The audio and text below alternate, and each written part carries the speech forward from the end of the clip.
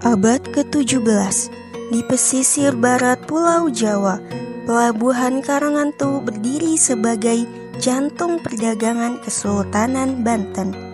Disinilah kapal-kapal dari berbagai negeri datang dan pergi, membawa rempah, kain sutra, keramik, dan cerita dari seberang samudra.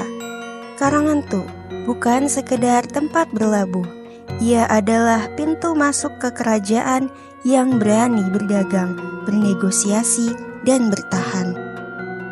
Seorang pria dengan jubah panjangnya yang tertiup angin berdiri mengamati pelabuhan.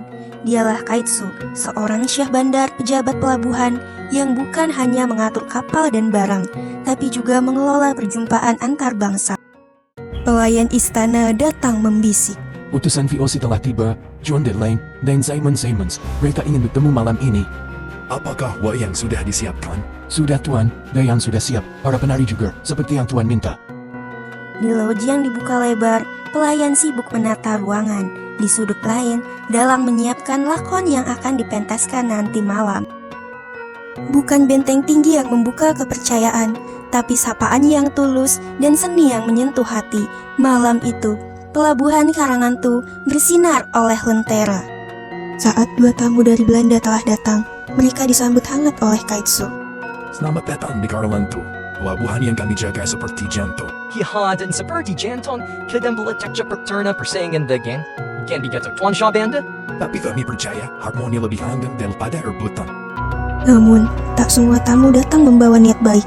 VOC mengintai dalam gelap. Mereka menyusup, bukan dengan pasukan, tapi dengan surat dan janji manis. Para pedagang Tionghoa digoda. Jaringan dagang Banten perlahan digerogoti dari dalam. Dari banyak mata yang mengintai, hanya sedikit yang dipercaya. Sultan Ageng Tirtayasa melihat keteguhan dalam diri Kaitsu. Teruskan tugasmu Kaitsu. Banten butuh syah bandar yang tahu kapan harus bicara dan kapan harus diam. Dalam senyap, Kaitsu mengirim pesan pada Kapiten Cina di Batavia. Jaringan lama dipanggil pulang.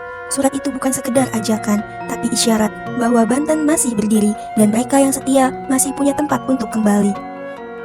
Bulan berganti, kapal-kapal yang sempat menjauh perlahan kembali. Dagang tak mengenal dendam selama ada untung dan rasa aman.